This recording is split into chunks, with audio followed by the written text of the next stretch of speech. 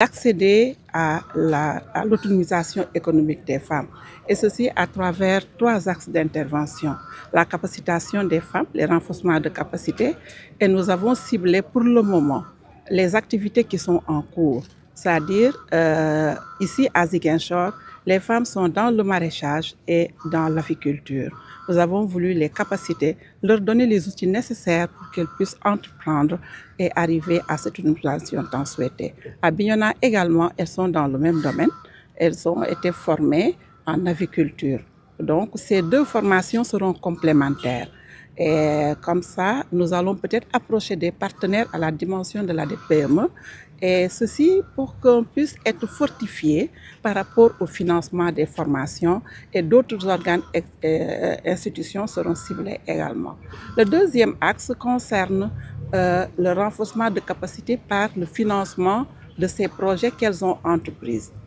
Donc, ceci nous a valu aujourd'hui de leur accorder, celle de Ziguinchor, une enveloppe de 1 million, plus d'1 million, pour qu'elles puissent entreprendre. À Bignona également, elles seront accompagnées à travers une enveloppe financière. Le troisième axe consiste à avoir une autonomie financière par rapport à celles qui ont des activités à initier. Et pour cela, nous voulons créer sur fonds propres une caisse nationale de crédit. Les femmes, vous savez, elles sont toujours à la quête de finances, de petits financements à travers d'autres institutions financières, mais pourquoi ne pas le créer en interne? Et ça va être peut-être une première marche vers notre autonomisation. Voici donc les 3 axes ciblés, les axes stratégiques par le programme économique 2026. Du 23 au 27 juin, nous avons formé, avec l'accompagnement d'un docteur vétérinaire vraiment certifié en la matière, qui a accompagné 24 femmes à Bignona et 25 femmes à Ziguinchor pour le maraîchage. Pourquoi ces 2 formations? Parce que c'est des formations où les femmes ont déjà une capacitation, elles ont déjà de l'expérience. Il vaut mieux, pour ne pas recommencer, les accompagner par les outils qui leur manquent.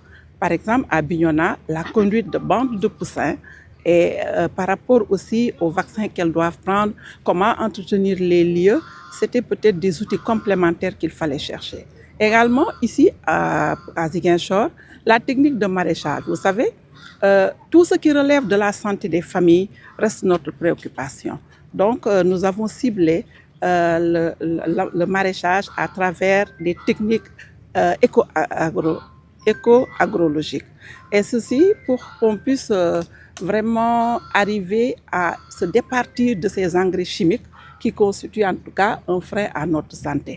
C'est la santé publique qu'il faut promouvoir, et ceci cadre aussi avec le programme Vision 2050. Nous avons voulu nous arrimer à cela pour qu'on ait une autonomie financière, mais à travers aussi le capital humain à développer et la souveraineté économique, la souveraineté alimentaire.